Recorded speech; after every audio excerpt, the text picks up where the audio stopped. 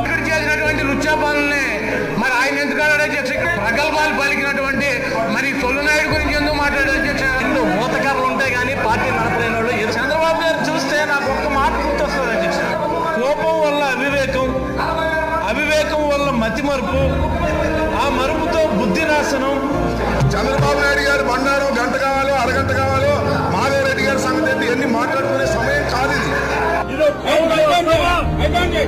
ఇది గౌరవ సభ కాదు.